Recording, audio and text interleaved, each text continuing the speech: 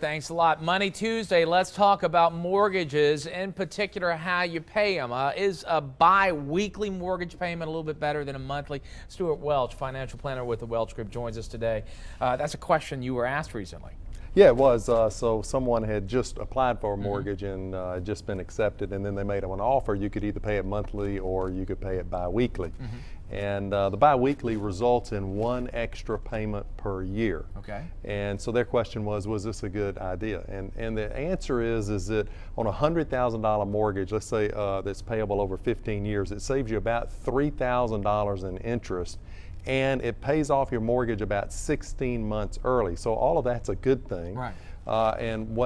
So the bi-weekly is a good idea, but I'd rather not have to pay for it because you could do it yourself. So a lot of these programs are charging you a service fee to do that, and what you could do is you could just voluntarily make an extra payment a year and end up with the same effect. And it's going to make the same difference. Same difference. Basically the same difference. At the end of the day. So that's the key question, is if you're approached about doing that, if you're buying a house and somebody wants to do that, make sure that, see if what you're paying in there, what kind of service fees are factoring into that. Yeah, and right? just decide whether you want to pay somebody to help you do that or whether you want to do it yourself. Okay, so good point there. Let's talk a little bit about this gifting of homes. How did this conversation come up? Well, this was another question.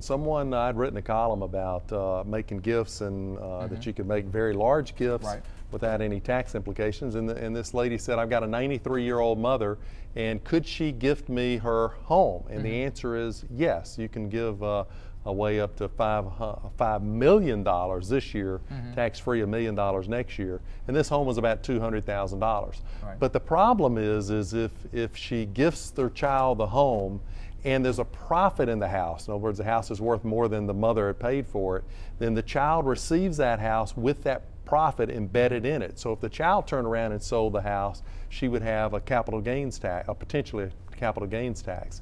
So it may not be the best way to do it. One of the suggestions that I made was that she could, instead of giving her the home, she could sell her the home at the full market value, at the fair market value, for a note, and then turn around and forgive the note.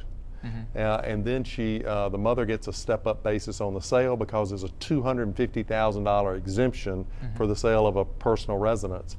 And then the child would now have the home and have the note forgiven, could turn around and sell it and wouldn't have any tax. All right, so that's one other strategy for you if you find yourself in that situation. Stewart Welch, always good to see you. Have a great week. Thanks, Rick. Okay, thanks a lot.